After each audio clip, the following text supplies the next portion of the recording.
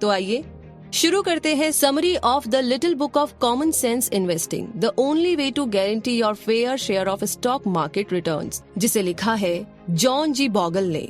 तो इस समरी में आप सीखेंगे कि इंडेक्स फंड्स क्या होता है और एक आम आदमी को म्यूचुअल फंड के बजाय इंडेक्स फंड में पैसा क्यों लगाना चाहिए। वैसे कि आपको पता है कि जॉन बॉगल के इस प्रिंसिपल पर वॉरेन बुफे को भी इतना भरोसा है कि उन्होंने प्रोटेजी पार्टनर्स नाम की कंपनी से $1 मिलियन की शर्त लगा ली थी कि हेज फंड्स इंडेक्स फंड से ज्यादा रिटर्न नहीं दे सकते। अब आप सोच रहे होंगे कि ये हेज फंड इंडेक्स फंड क्या बला है, तो चिंता ना करें, हम ये सब आपको इस समरी में एक्सप्लेन करने वाले हैं। ये आपकी लाइफ की सबसे इम्पोर्टेंट समरी हो सकती है, इसीलिए इसे ध्यान से और पूरा जरूर सुनिए। तो सबसे पहले आता है don't allow a winner's game to change into a loser's game. इस समरी में हम ये जानेंगे कि इंडेक्स फंड कैसे म्यूचुअल फंड से बेहतर परफॉर्म करते हैं। पहले हम आपको इंडेक्स फंड, फंड मैनेजर और म्यूचुअल फंड के बारे में बताएंगे। तो बिना देर किए शुरू करते हैं। देखिए, जब भी एक कंपनी बनती है तो उसे ग्रो करने के लिए पैसा चाहिए होता है। पैसा इकट्ठा करने का एक तरीका ये है कि वो कंपनी अपना कुछ हिस्सा शेयर में कन्वर्ट कर सकता है। मान लीजिए कि कंपनी का 10% 1 लाख शेयर में बदल दिया जाए, तो इसका मतलब है कि अगर कोई उस 1 लाख शेयर को खरीदता है तो वो कंपनी का 10% मालिक बन जाता है। अब जाहिर सी बात है कि इन शेयर्स को बहुत सारे लोग खरीदते हैं ये सोचकर कि किसी दिन इन शेयर्स की वैल्यू बैंक के इंटरेस्ट रेट के मुकाबले ज्यादा बढ़ेगी, तो वो शेयर्स को बेचकर अपनी इनकम बढ़ा सकेंगे। अब जो लोग ऐसी इंडिविजुअल कंपनी खुद नहीं ढूंढ पाते, वो फंड मैनेजर के पास जाते हैं, यानी कि ऐसे इंसान के पास जिसे इन कंपनीज के बारे में नॉलेज है।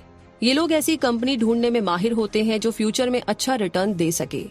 अब आप सोच रहे होंगे कि अगर हमारा पैसा डूब गया तो इसका रिस्क कम करने के लिए फंड मैनेजर लोगों के रुपए को एक कंपनी में नहीं बल्कि कई अलग अलग कंपनी में इन्वेस्ट करते हैं, यानी हमें सिर्फ पैसा देना है। मान लीजिए कि आपने 1 लाख रुपए दिए, मैंने 2 लाख रुपए दिए और भी दूसरे लोगों ने अपने अपने हिसाब से पैसे दिए, तो फंड मैनेजर सारे पैसों को अलग अलग कंपनी में लगा देगा और उससे जितना भी फायदा या नुकसान होगा वो हम सब मिलकर के झेलेंगे। तो इसे ही म्यूचुअल फंड कहा जाता है। इंडेक्स फंड भी कुछ म्यूचुअल फंड की तरह ही होता है, लेकिन उसमें पैसा फंड मैनेजर की मर्जी की कंपनी में नहीं बल्कि पहले से बनाए गए कुछ रूल्स के बेसिस पर पैसा लगाया जाता है।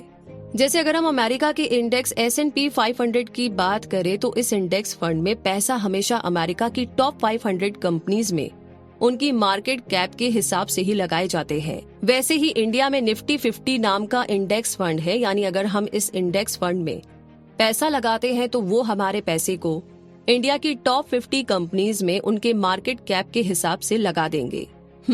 तो ये सब समझना इतना भी मुश्किल नहीं है ना।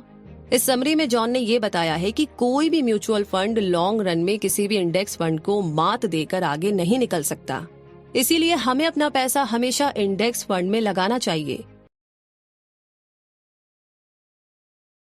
तो आइए जानते हैं कि उन्होंने ऐसा क्यों कहा।